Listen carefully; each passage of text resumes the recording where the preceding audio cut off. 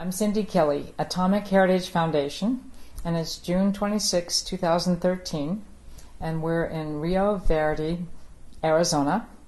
And my first question is, please tell us your name and spell it.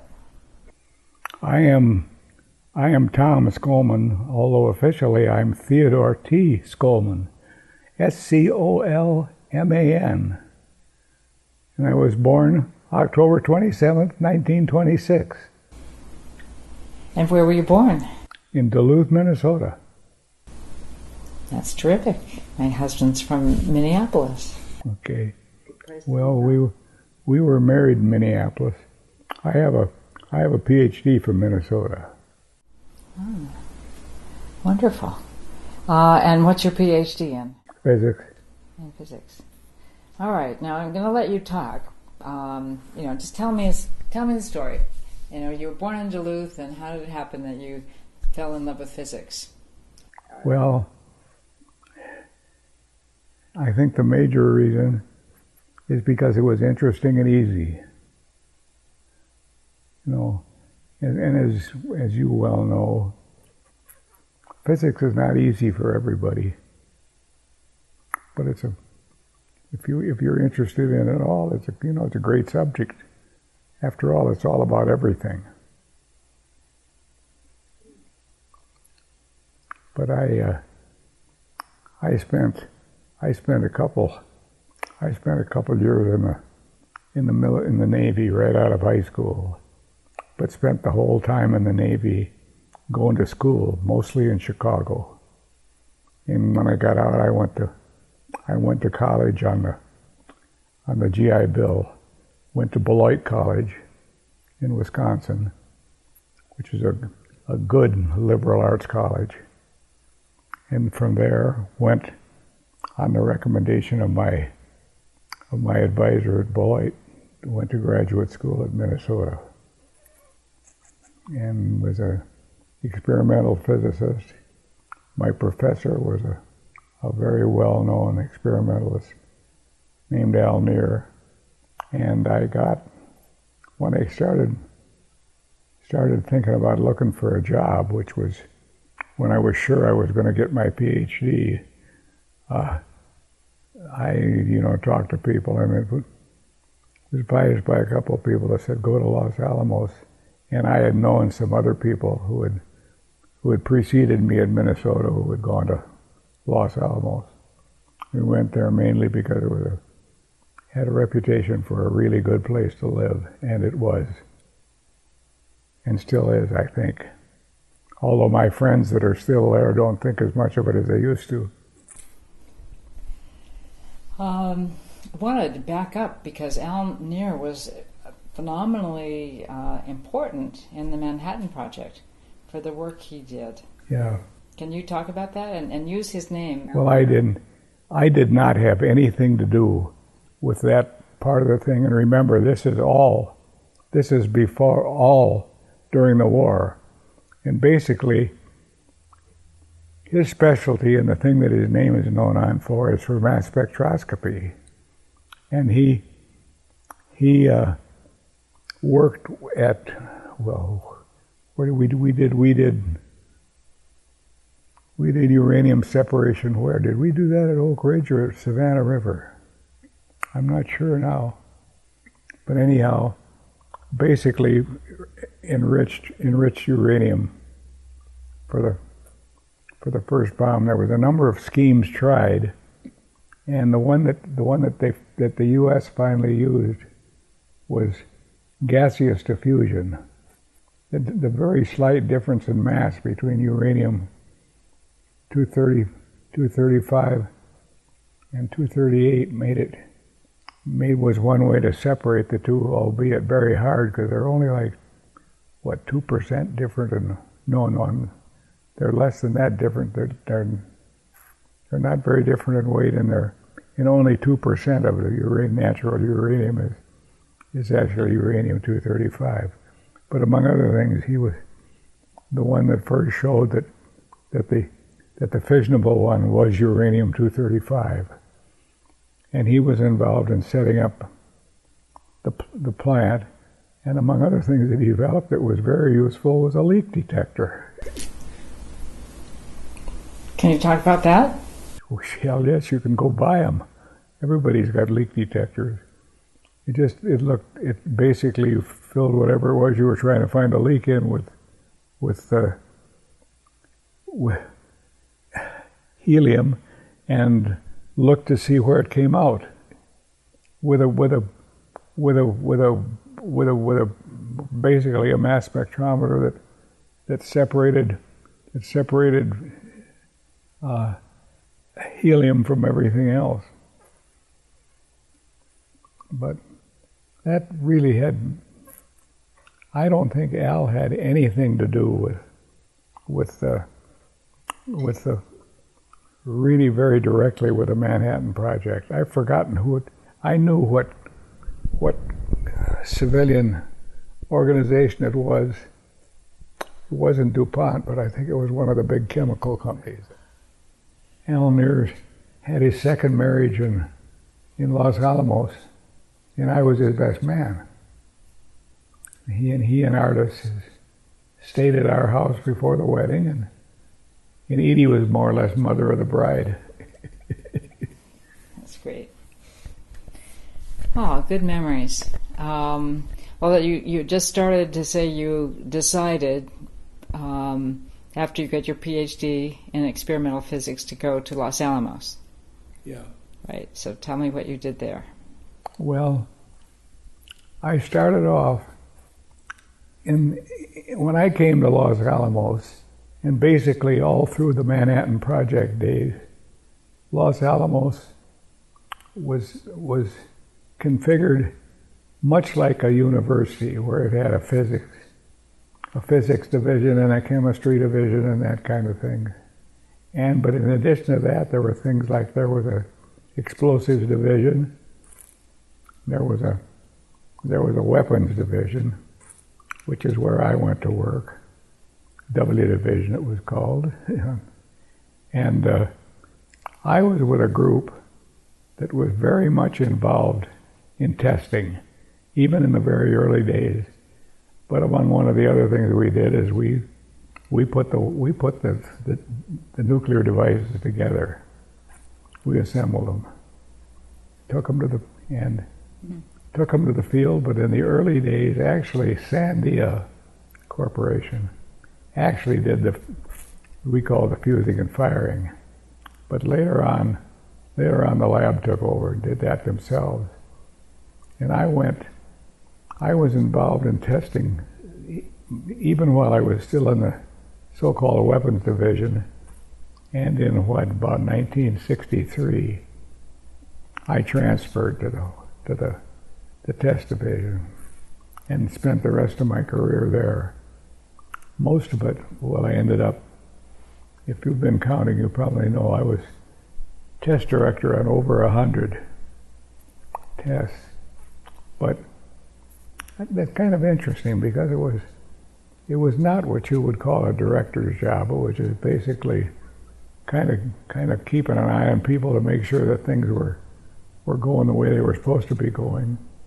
But basically all parts of it. One of the neat things about Los Alamos in the days I was there was everybody knew what they were doing and knew how to do it. So you didn't need to manage a hell of a lot.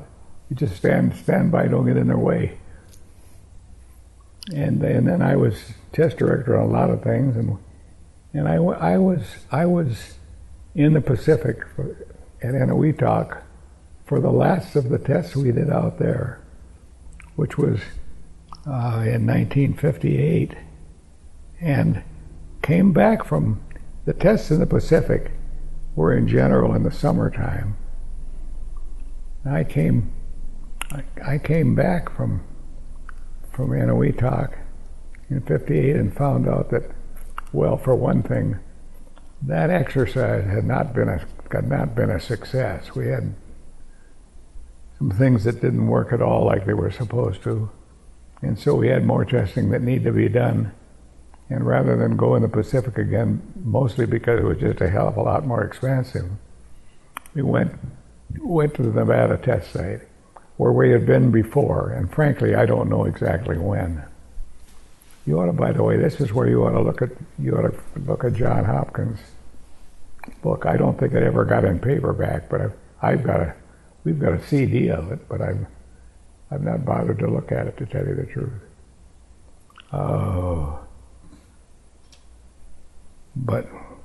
And then I was in the test direction business, until in 1988 was it that I went to Washington for a act as scientific advisor to the head of the Division of Military Operations, the DMA, which was an organization put together under the old Atomic Energy Commission and survived all of the energy research and development in the DOD. I did that for a year, came back and looked at what was going on and what kind of a job they had, what kind of a thing I could do in Los Alamos, and decided there was nothing very interesting. And so it was at a time, actually it was an advantageous time to retire, so I retired. But in the meantime, we got involved in nothing, among other things, that we tested the British weapons. Were tested at the Nevada test site. And so I got involved with the British a lot. We went back and forth with them. And the one that's the very interesting relationship is we had an interaction with the French test people that was interesting, because we passed no classified information, but the fact that the program existed was very highly secret. I mean, very, very close held. And I was told later, and I suspect it may be true, that Kissinger had gotten together and did this, and the reason for doing it was that that the French were going to go underground rather in testing in the atmosphere, which they had done both in southern France and in Algeria. And he said, if you'll go underground, we'll help you all we can, teach you how to do it. So we were involved with them at a number of meetings. Both they came to our test sites. I don't know how many times, but quite a few, mostly with their field engineers, not designers. And then I don't know whether we engineered it, talked our way into it or what, but we went to their test site, just as a very short observation trip. It was kind of a nice vacation. Spent a little time in Tahiti and went down to Rotorua, where their test site was. And then we got into the Russians when Reagan was president. We got involved in this bit of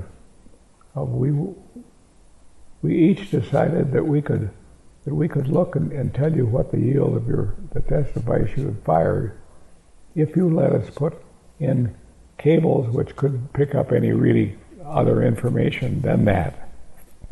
And we fired a shot on our test site, a thing called Kearsarge, which the instrumentation that did the work was actually not in the hole that the device went down underground. It was in another hole. They did the experimentation in the second hole on our test, and we did it on theirs. And I spent a very short time with actually nothing to do. As a matter of fact, the one thing I remember about it, that's where I finished up reading Rhodes' book, is when I was there, because I had a lot of time on my hands and not much to do.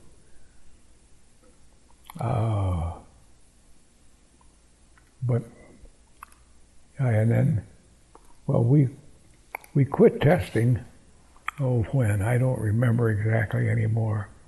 We had gone through a moratorium when was Eisenhower, I guess, was still president, because we quit in October of 68? No, not 68. 58. And that was kind of interesting because that was a real frantic test exercise. Because anybody that had a new idea, we'd try it, and we had a whole bunch of failures. It's interesting. There's a map of the world that shows over a period of time how many tests there were, and it just goes like almost a decade in 3 seconds. So all of a sudden you see as things picked up all over the world with these tests. So you were there and trying to keep up with the Russians. I'm sure we got most of them. We never did. I was also in another black program where we looked at the high-resolution aerial photography to see if we could figure out who was doing what where. And I saw some Russian stuff there, but not much other than that. There are some interesting conjectures about some of the Russian tests, but nothing that I feel comfortable talking about, although I suspect they're not classified anymore. Not much is anymore. Oh, I don't know. Sometimes they reverse things. They declassify and reclassify. And you never know. You never know. Very hard to know. It's hard to know. But about Los Alamos, one of the neat things about working at Los Alamos, there was an expert there, and I mean one of the real experts on almost anything you could think of. I mean a real lot of people. And the other thing that was interesting was in the early days, at least when I came there, most of the time I was there, whether you had access to the secure stuff or not was not on the basis of did you have a need to know. It was did you want to know. So you can learn about things just because they were interesting. So did you take advantage of that? Not really, not an awful lot. I had enough to do, but a lot of, there was, but a lot of that stuff just plain automatically came through my desk wherever I was. But one of the things, for example, it was very highly hush-hush, and the thing that I worked very, very deeply in the early stages that I was there was the fact that we used deuterium and tritium in single-stage bombs. Even before we got to any kind of a fusion bomb, we used them in the primaries on the other things. And the fact that there was even DT around was very, very highly classified. Well, by the time I left, everybody in the world knew we were doing it. That's one of the things, probably one of the most famous things that made it possible to make warheads for some of the advanced systems. Like the last system that I really worked on in Los Alamos was the warhead for the Triton missile that goes in the Triton submarine. Well, and I don't know whether its physical dimensions are declassified anymore or not. The one I do know, give you some idea, is the nuclear warhead for the cruise missile, which is 150 kilotons, is about like a big watermelon.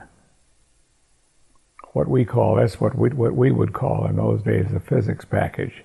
That doesn't include the fusing and firing parts of it, but it's the parts that are involved with the fission process. I know that's declassified because, among other things, we put it. There is one of them in the museum in Los Alamos. When there's the downhole things we did is the device itself went into what we called a weapons rack. It had the device, a number of lines of sights that looked at any particular thing, part of it, and then cables that went to the surface.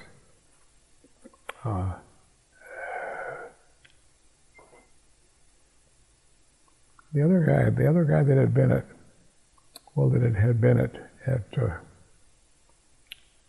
had been at Los Alamos during the war that was at Minnesota, and I was there with John Williams, who was a professor of physics, built the linear accelerator, and he was the one that said to come and go to Los Alamos. And I had a good friend who's still at Los Alamos that went there and made it awfully easy for us to come and fit in. And then there was other things like, well, we spent a lot of years building and skiing on a ski area,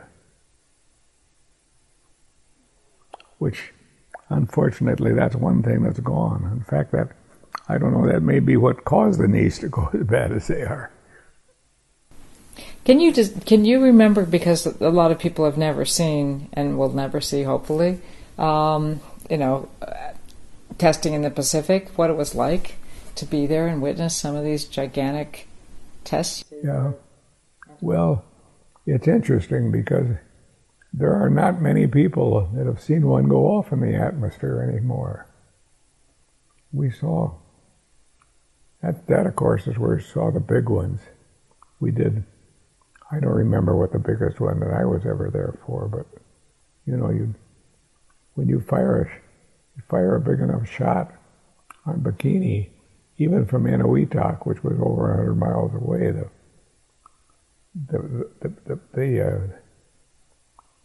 the sonic wave would be impressive, and if you were close enough, you could feel the heat. In fact, Harold Agnew talks about that. Harold, of course, he was I think, no, he wasn't the only person, but he, believe it or not, was at the laboratory, although I think he was probably in the military at the time. But he was on the Enola Gay and took photographs, which were the only photographs that were taken. I've always found it hard to believe that the Air Force didn't send a photographic plane along. I think he was on the observation plane and had a camera. What was unique was I think he had a movie camera. Yes. Right. Yeah. And then he... And Larry Johnston was the only person that I know of. He was a professor at Minnesota when I was there. Was the only person that I know of that was on both of the drops. It's interesting. I can't tell you the name of the second plane. Everybody knows the Enola Gay. Boxcar? Okay, yeah, you're right. But where were you, can you describe where you were in relation to were you 100 miles away? Were you in Bikini watching this? Or well, I'm not sure about Bikini, but there were a couple at least, that I remember distinctly that were on Eniwetok, the Eniwetok Atoll. I've forgotten how many miles it was across now, but probably not, maybe 30, but I don't think any more than that. And we used to fire shots at the upper end of the atoll while we were still on Eniwetok Island where the main base was. So I've been there when it went on. Another interesting place I've been for a couple tests was was Amchitka. We did a couple of a DOD test. The DOD had just finished setting up their seismic network around the world to detect and to look, and then as best they could decide how big a thing had been. And they wanted to fire a shot in a seismically active area, which is why they went to the Amchitka Islands, which are seismically active. And I was there for a little one of those that we put. In fact, that was a Los Alamos device, and we did the monitoring. And then we did a later shot. Actually, Livermore did the shot on Eniwetok because we wanted to test a warhead for a system that never got built, that had too much yield to fire in Nevada.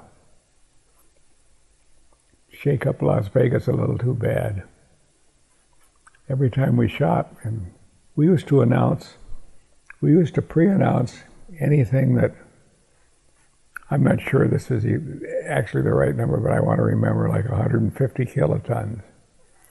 And it was kind of interesting because we got, among other times, we advertised that we were going to fire a shot that was in this range. We never announced anything other than there was going to be one.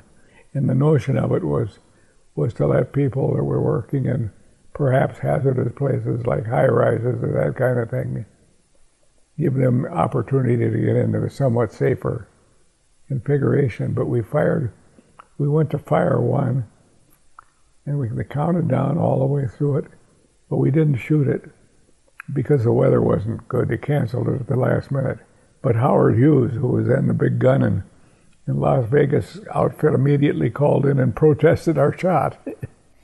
It's always been curious to me why there's so much public opposition to Yucca Mountain in Nevada when they've never, or have they, protested the testing all this? Oh, there has been. There were protests. We had protests several times, but nothing that ever stopped anything, and nothing that actually got onto the test site. They stopped them at the gates. So these were just anti-nuclear protesters, yeah. Or they were downwinders, or they were just people? Well, I don't recall any protesters from the downwinders. The downwinders brought a couple of court cases that I'm not familiar with. I don't know how far along they got. Were you ever worried about being exposed when you were out watching these? No. Were you outside watching them? Or? Yeah, we were far enough away. How far is far enough? Well, it depends on how big it is.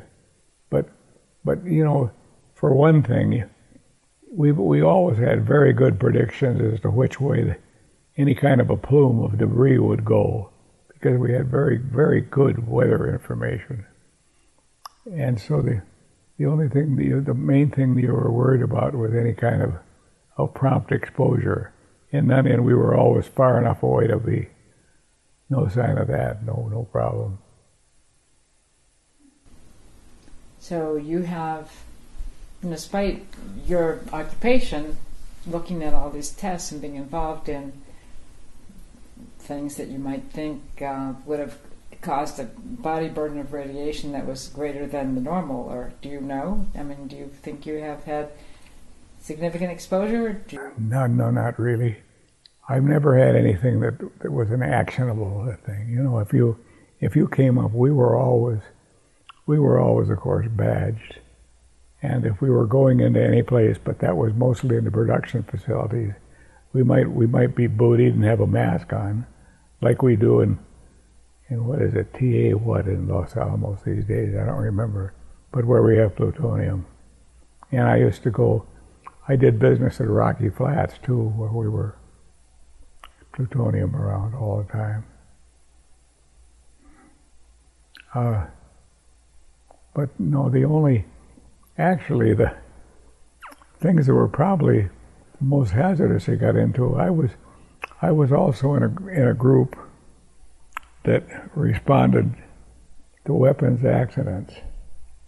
And I was involved in a couple of them where there were airplane crashes with weapons on board, or at least in one case where the weapon was no longer on board. One off the coast of Spain? No, I didn't have anything to do with that one. No, this one was in Goldsboro, North Carolina.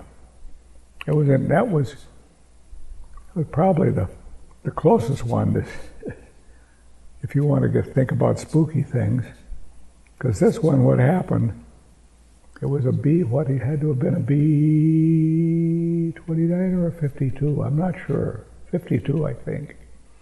But anyhow, it had just been, in those days, I'm sure you're aware of this, both we and the Russians had airplanes that were flying on a trajectory to take them from the United States, refuel them over the Atlantic, and go towards Russia. And then they had it was supposed to be a fail-safe system in that they had their orders where they would turn around and come back unless they were specifically instructed to go on. So but these airplanes that were flying around did indeed have nuclear weapons on them. They were all ready to go, other than the fact that they weren't armed. They all had armed safe switches. Well, the one over Goldsboro had just been refueled out over the Atlantic and was coming back in when I don't know that anybody to this day knows actually what wrong, but it basically broke in two. Wing came off. But one of the things that started what we call the stockpile to target sequence, when you drop the bomb, it pulled some pins out that enabled batteries to make to weigh the weapon. Well, after it was free of those, it had everything it needed to go off. Well, this one, when it pulled apart, it acted just like you had dropped it normally, and it went all the way down to the ground. But the only reason it didn't go off was because the armed safe switch was on safe, and people were pretty excited about that, and they should have been. Although I don't think they were as excited enough as they should have been.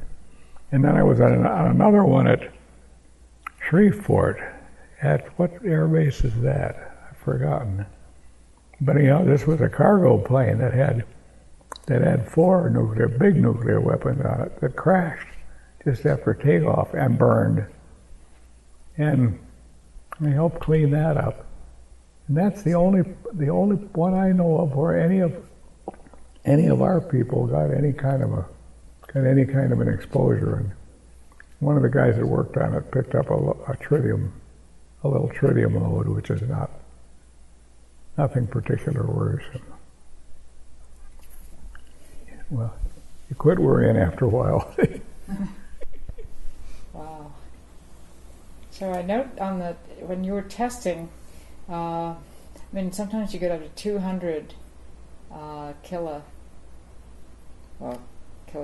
kilotons. So that would have been 10 times as great as Hiroshima. Yeah, roughly. Nagasaki. Yeah. So that's big bang. Yeah. We were the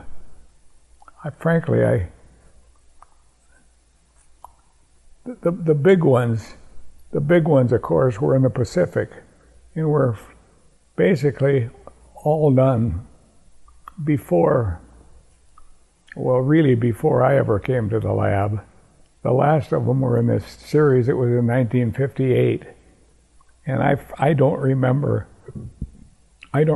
how big they were, but they were probably in the low megaton range. But one of the ones on Amchitka, which was kind of an interesting one because there was a fair outcry over that. We had gone up and fired a calibration shot to see what kind of ground motion you would get, particularly in the Anchorage area, from one out there. So Los Alamos, fired a shot that was megatonish, like one. And then the later shot that was fired was I don't remember exactly, but I think more like 6. But none of them really shook up the mainland enough to get it to worry about. But it did leave, I know there was a cleanup program. I don't know whether it was because of that test or there were other tests in Amchitka that left. The cleanup, if it's the cleanup that I think it is, it had nothing to do with the atomic tests. It had to do with the stuff that was left over from the World War II, because that was Amchitka was the refueling stop, flying airplanes to the Russians. There were.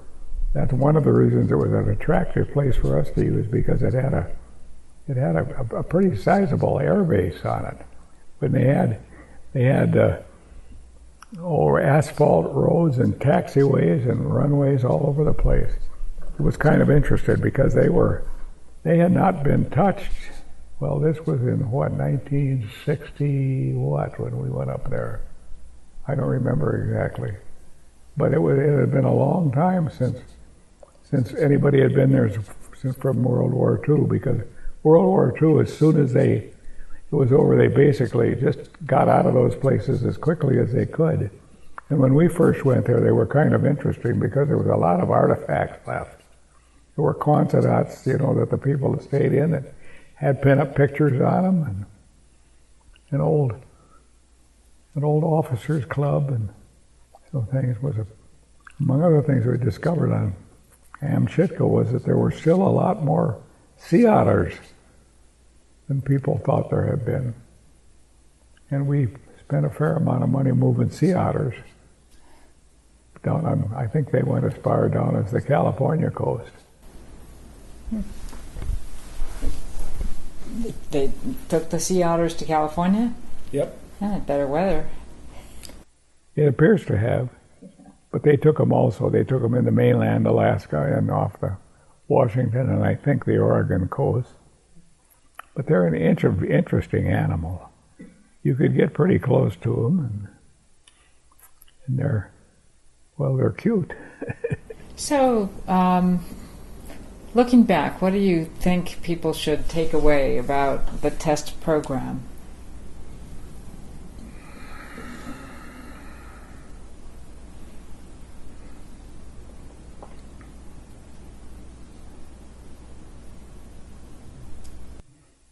Hard question. Probably that we don't need to do it anymore. But it is interesting, like all this concern about Iran or any of these people. What do you do with a bomb? What are you going to do with a nuclear weapon? 1 or 2.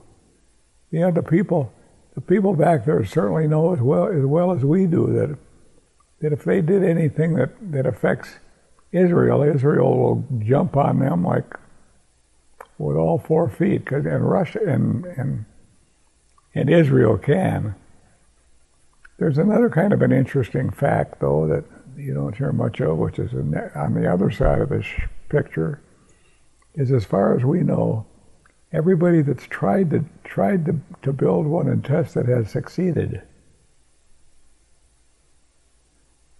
It turns out it's not hard.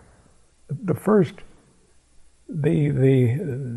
Hiroshima bomb was really very simple. It's an engineering piece of work, not anything much more than that. The only thing that got to be a little exotic, it turns out when they started doing early measurements about the materials they were going to use, they found that they needed higher levels of purity on a number of things than people were used to requiring of anything.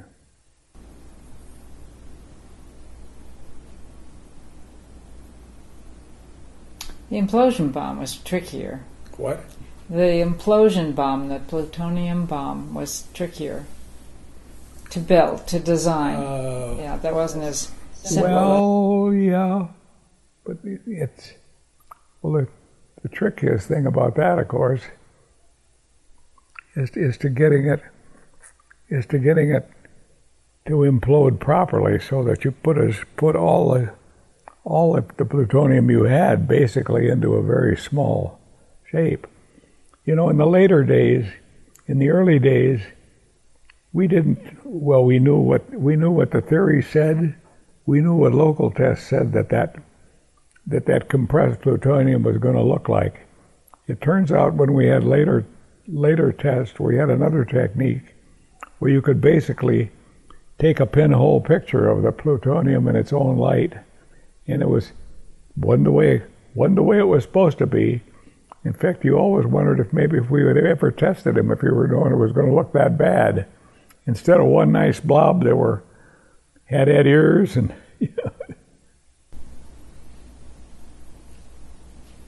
That sort of raises a question. I mean, very simple, non-physicist question. That all these years we've tested to try to understand exactly what's going on in the microsecond. Yeah. Through the NIF facility, the National Ignition Facility, and other experiments.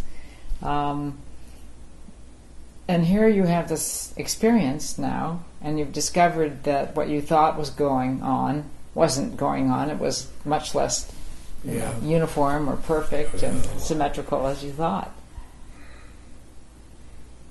I am financing it. But if it was my money, we wouldn't spend 18 cents on some of these facilities they're doing. These high energy lasers, for example, and come on, ignition, well, whatever. I'm not up on it anyhow, and that's not anything to do with my particular field, but it's pretty goddamn far-fetched. And Lord knows we've spent enough money trying to build something like a fusion reactor. And the chances are pretty good. Well, I think the chances are excellent that we never will. For one thing, there aren't any materials that will stand up under those circumstances. Nothing.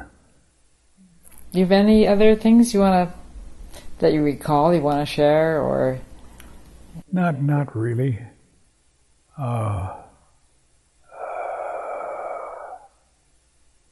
Except,